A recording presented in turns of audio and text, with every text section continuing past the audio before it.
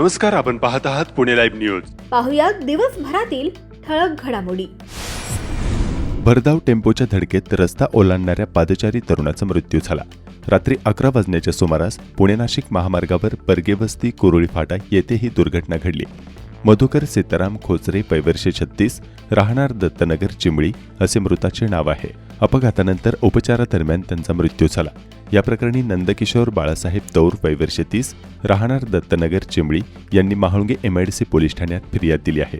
त्यावरून पोलिसांनी टेम्पक तुकाराम मारुती तांबडे, वय 45, राहणार अवसरी खुर्द याच्यावर गुन्हा दाखल केला. चाकण उत्तर पोलीस स्टेशनच्या हद्दीत रोहकल रोड येथे शेळी मार्केटच्या समोरील हॉटेल आदित्यमध्ये बेकायदेशीररित्या देशी दारूच्या बाटल्या विक्री केल्याप्रकरणी प्रकाश वैजनाथ कवठेकर, वय 39, राहणार बाकी खुर्द, तालुका खेड या हॉटेल चालकावर चाकण पोलिसात गुन्हा दाखल करण्यात आला आहे. या हॉटेलमधून देशी दारूच्या वेगवेगळ्या सीलबंद बाटल्या हस्तगत करण्यात आल्या आहेत. खेड तालुक्यातील भामा आसखेड धरणातून रविवारी 1 फेब्रुवारी 2026 रोजी यावर्षीच्या रब्बी हंगामातील दुसरे आवर्तन सोडण्यात आल्याचं धरण प्रशासनाकडून सांगण्यात आलं आहे. भामा आसखेड धरणाच्या ISPO मधून 1100 क्युसेक्स वेगाने पाणी सोडण्यात आले. खेड तालुका शिक्षण प्रसारक मंडळाच्या वतीने हुतात्मा राजगुरू महाविद्यालयात आयोजित साहेबरावजी बुट्टे पाटील स्मृती व्याख्यानमालेत दिनांक 31 जानेवारी 2026 रोजी आध्यात्मिक गुरु व वक्ते डॉक्टर चेतनानंद महाराज यांचे जीवनाला वंशमोर नाही या विषयावर व्याख्यान आयोजित करण्यात आले होते. लोक मला 40 लाख रुपये एका दशकुऱ्याचे द्यायचे. मी माझं प्राइस नाही वाढवलं, मी माझं मूल्य वाढवलं. तुम्हाला तुमचं प्राइस वाढवायचं नाही, तुम्हाला तुमचं मूल्य वाढवता आलं पाहिजे. मूल्य कशावर वाढतं? माघ पौर्णिमेनिमित्त रविवारी दिनांक 1 फेब्रुवारी 2026 रोजी खेड तालुक्यात निमगाव आणि खरपूड येथील श्री खंडोबा मंदिरात तसेच गावोगावी खंडेरायाच्या दर्शनासाठी भाविकांची गर्दी होती. सकाळी श्री खंडेरायाचा अभिषेक व पूजा संपन्न झाली. श्री खंडेरायाच्या दर्शनानिमित्त आलेले भाविक खंडेरायाला जलाभिषेक घालून भंडारा वाहून पुष्प अर्पण करत होते. तसेच मंदिरात तळी भंडार करून मंदिरावर भंडारा खोबऱ्याची उधळण करत होते. आळंदीमध्ये देखील भाविकांकडून मोठी गर्दी झाली होती. आळंदीमध्ये भात, आमटी, पुरणपोळी इत्यादींचा नैवेद्य श्रींना दाखवण्यात आला. नैवेद्य दाखवण्यापूर्वी तळी भरण्यात आली. जिल्हा परिषद व पंचायत समिती निवडणुकांच्या पार्श्वभूमीवर मोठ्या प्रमाणावर उमेदवारांनी देखील देवदर्शनास गर्दी केली होती. खेड तालुक्याचे आमदार बाबाजी काळे यांच्यासह पदाधिकारी व उमेदवार देखील हजर होते. भंडार खोबऱ्याची उधळण करीत माघ पौर्णिमेनिमित्त निमगाव येथे लाखो भाविकांनी खंडेरायाचे दर्शन घेतले. श्री क्षेत्र निमगाव व खरपुडी तालुका खेड येथे माघी पौर्णिमेनिमित्त सदानंदाचा येळकोट करीत भंडार खोबऱ्यांची उधळण करीत लाखो भाविकांनी खंडोबाचे दर्शन घेतले. खेड तालुक्यात निमगाव, देवतोरणे, कडदे, खरपुडी खुर्द येथे खंडोबा देवाची ठाणे आहेत. माघी पौर्णिमेनिमित्त या ठिकाणी मोठ्या उत्साहाने खंडोबा देवाची यात्रा भरते. भाविकांच्या गर्दीमुळे निमगाव व परिसर फुलून गेला होता. रात्रीपासूनच भाविकांची दर्शनासाठी रीघ लागली होती. सकाळी पूजा अभिषेक होऊन खंडोबा देवाचे लग्न झाले. खंडोबा मंदिर परिसरात कुलधर्म कुलाचार करीत भाविक देवाची तळीभंडार करून दर्शन घेत होते.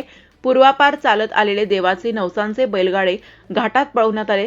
मंदिर परिसरात दुचाकी व मोठी वाहने येऊन गर्दी होऊ नये म्हणून ठिकठिकाणी बॅरिकेड्स लावून पोलीस निरीक्षक सुभाष चव्हाण यांच्या मार्गदर्शनाखाली पोलीस तैनात करण्यात आले होते.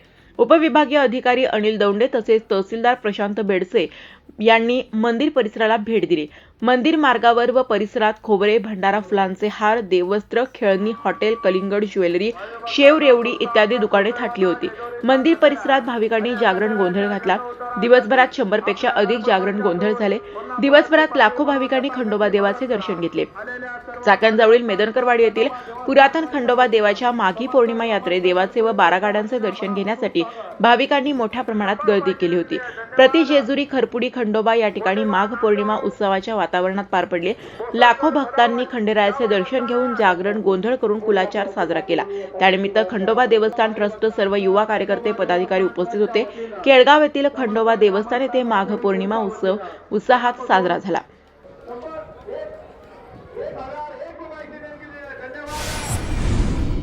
खेड तालुक्यातील निमगाव खंडोबा येथे आमदार बाबाजी काळे यांचं जंगी स्वागत करण्यात आलंय.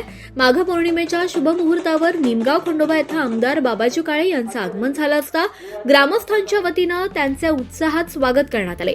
यावेळी भाविक आणि कार्यकर्त्यांची मोठी उपस्थिती पाहायला मिळाली.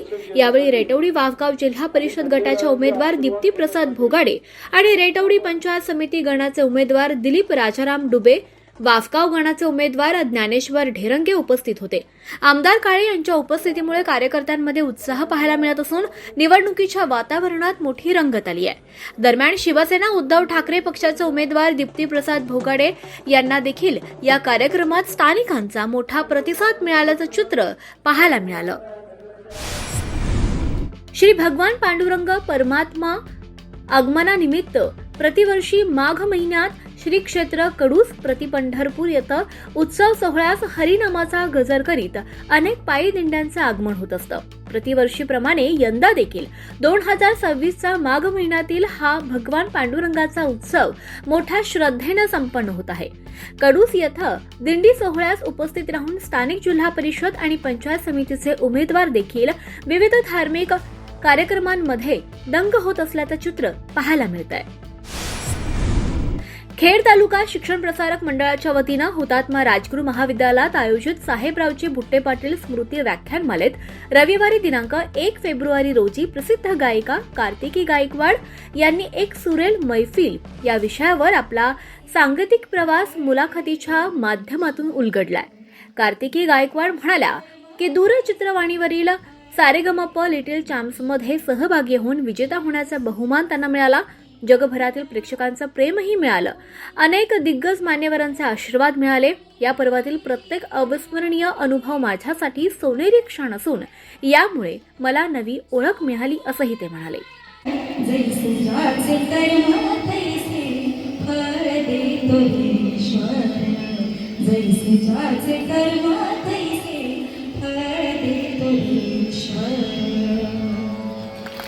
धन्यवाद. कुरुळी आळंदी ग्रामीण जिल्हा परिषद गटातील कुरुळी कडवस्ती आणि निघोजे इथं गावभेट दौऱ्याच्या माध्यमातून स्थानिक नागरिकांशी थेट संवाद साधण्यात आलाय. या दौऱ्यात जिल्हा परिषद गटाच्या उमेदवार विनया मुंगसे तसेच कुरुळी पंचायत समिती गणाच्या अधिकृत उमेदवार गौरी चंदन मुरे उपस्थित होत्या. कडवस्ती आणि निघोजे येथील नागरिकांनी आपले विविध प्रश्न, समस्या आणि अपेक्षा मांडल्या असून त्यांचा सविस्तर आढावाही घेण्यात आलाय. कुरुळी कडवस्ती येथे झालेल्या संवादात पाणी, रस्ते, वीज, आरोग्य, शिक्षण तसेच क्रीडा सुविधांबाबत नागरिकांनी आपल्या अपेक्षा व्यक्त केल्यात.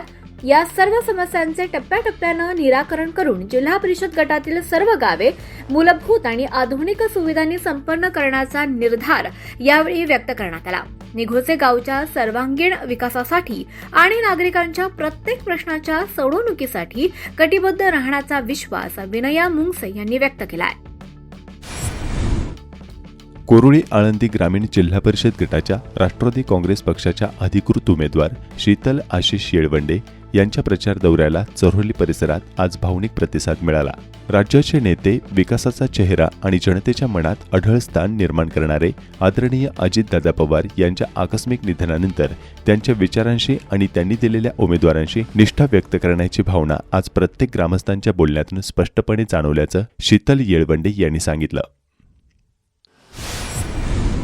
काळूस मेदनकरवाडी जिल्हा परिषद गटाचे शिवसेना उद्धव ठाकरे पक्षाचे अधिकृत उमेदवार गणेश नाना आरगडे यांनी जोरदार शक्ती प्रदर्शन केले. काळूसमध्ये ग्रामदैवत काळेश्वर महाराजांच्या मंदिरामध्ये दर्शन घेऊन काढण्यात आलेल्या रॅलीला मोठा प्रतिसाद मिळाला. खेड तालुक्यातील तरुण कार्यकर्त्यांच्या सोबतच स्थानिक स्वराज्य संस्थांच्या माजी ज्येष्ठ लोकप्रतिनिधींनी यावेळी आवर्जून हजेरी लावत अनेक विषयांवर भाष्य केले. सध्या जिल्हा परिषद पंचायत समितीचा निवडणुकीचा माहोल आहे. हा माहोल अतिशय वेगळा असा माहोल आहे. खरं म्हणजे चूल गेली, शेगडी आली, शेगडी गेली, स्टो आला, स्टो गेला, गॅस आला, परंतु अग्नी तोच राहिलेला आहे. 92 साली मी पंचायत समितीच्या निवडणुकीमध्ये उभा होतो. त्यावेळेचं वातावरण आणि आजचं वातावरण याच्यामध्ये जमीन आसमानाचा फरक आहे. खरं म्हणजे 92 सालानंतर आमच्या गावाला पहिल्यांदाच बाबाजी काळेंच्या रूपाने पंचायत समितीची संधी भेटलेली आहे आणि पंचायत समितीचा उमेदवार आमचा मंगेशराव सावंत आहेत. समाजासाठी झटणारा कार्यकर्ता, शेतकऱ्यांसाठी लढणारा कार्यकर्ता, शेतकऱ्यांची बिलं कमी व्हावीत म्हणून जेल भोगणारा कार्यकर्ता. खरं म्हणजे चळवळीतला हा कार्यकर्ता असल्यामुळं संपूर्ण गाव आज त्याच्या पाठीमागे उभं आहे. तशीच परिस्थिती आमचे जिल्हा परिषदचे उमेदवार सन्माननीय गणेश नाना आरगडे साहेब आहेत की गणेश नाना आरगडे साहेबांनी पहिलं मण्याचं दर्शन घेतलं आणि त्याच्यानंतर प्रचाराला सुरुवात केली. खरं म्हणजे निष्कलंक चारित्र्याचा माणूस, स्वतः इंजिनियर झालेलं त्यांचं शिक्षण आहे. खरं म्हणजे त्यांचं इंजिनियर शिक्षण मला स्वतःला खूप भावतं. इंजिनियर झालेला हा माणूस समाजासाठी लढतोय, समाजासाठी कष्ट करतोय. त्यांचं काम अतिशय वाखाणण्यासारखं काम आहे. आपल्या सगळ्यांच्या माहितीकरता म्हणून सांगतो, चाकणच्या मार्केट कमिटीमध्ये जे शेडचं काम उभं राहिलं, 6 कोटीचं काम. खरं म्हणजे एवढं मोठं काम त्यांनी 3 कोटीमध्ये केलं. एखादा दुसरा माणूस असता तर 3 कोटी कमवले असते, परंतु या माणसाने तो उद्देश डोळ्यापुढे ठेवला नाही. कमीत कमी पैशामध्ये मार्केट कमिटीला शेतकऱ्यांसाठी त्यांनी 3 कोटीमध्येच ते काम केलं. ते काम त्यांचं अतिशय वाखाणण्याजोगं काम आहे. असं समाजासाठी लढणारा गणेश नाना आरगडे आणि समाजासाठी लढणारा मंगेश सावंत यांना आपण खेड तालुक्यातील रेटवडी पापगाव गटातील जिल्हा परिषदेच्या शिंदे सेनेच्या उमेदवार रोहिणी थिगळे यांनी आपल्या मतदारसंघाबाबत निर्माण केलेली डॉक्युमेंटरी सध्या सोशल माध्यमांत चांगली व्हायरल होत आहे. अभिमानी आहेत, पण या मातीशी इमान राखणारी माणसं आजकाल दुर्मिळ होत चालली आहेत, हे भयान वास्तव आहे. मात्र याच मातीत एक असं कुटुंब आहे ज्यांनी गेल्या 25 वर्षात वैयक्तिक स्वार्थाचा विचार न करता केवळ सेवा हाच धर्म मानला. ते नाव म्हणजे गणेश थिगळे परिवार. यंदाच्या अर्थसंकल्पात देशभरातील अनेक शहरांना हायस्पीड रेल्वे कॉरिडॉरने जोडण्याची योजना समाविष्ट आहे. त्याचा उद्देश प्रमुख महानगरीय क्षेत्रांना औद्योगिक आणि धार्मिक केंद्रांशी जोडणे आहे. मुंबई पुणे हायस्पीड कॉरिडॉर पायाभूत सुविधा आणि शहरी विकासासाठी करण्यात आलेल्या तरतुदीमुळे महाराष्ट्राच्या आर्थिक प्रगतीला वेग मिळणार असल्याचे सांगितले जात असून मुंबईकरांसाठी आणि पुणेकरांसाठी ही लॉटरी असल्याचा दावा केला जात आहे. सेमीकंडक्टर मिशन 2.0 ही चाकण आणि तळेगाव या औद्योगिक पट्ट्यासाठी ही सर्वात मोठी घोषणा आहे. 40,000 कोटी रुपयांच्या या मिशनमुळे चाकण औद्योगिक परिसरातील इलेक्ट्रॉनिक्स आणि ऑटोमोबाईल उद्योगांना मोठा फायदा होणार असून रोजगाराच्या लाखो संधी उपलब्ध होतील असा दावा केला जात आहे. मात्र चाकण औद्योगिक परिसराच्या हाती खऱ्या अर्थाने काहीही लागलेले नाही.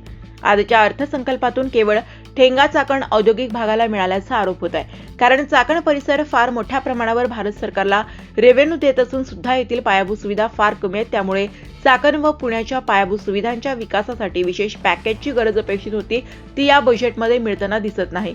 दुसऱ्या बाजूला कामगार व मध्यम वर्गासाठी या बजेटमुळे निराशा हाती आली आहे. सामान्य माणसांसाठी व मध्यम वर्गासाठी कुठलीही टॅक्स रिलीफ या बजेटमधून मिळाली नाही. उलट महागाई वाढून याचा बोजा सामान्य माणसांच्या खिशावर पडणार आहे. मध्यम वर्गाला या बजेटमध्ये काहीच सवलत मिळाली नाही. फेडरेशन ऑफ चाकण इंडस्ट्रीजचे दिलीप बटवाल यांनी सांगितले की या बजेटमध्ये अनेक लेबर कोर्ट तयार करण्यासाठी प्रोव्हिजन्स केलेले आहेत. याचाच अर्थ भविष्यात खूप मोठ्या प्रमाणावर कारखानदार आणि कामगार यांच्यातील विवाद वाढणार असल्याचे द्योतक आहे. नमस्कार, आपण पाहत आहात पुणे लाईव्ह न्यूज.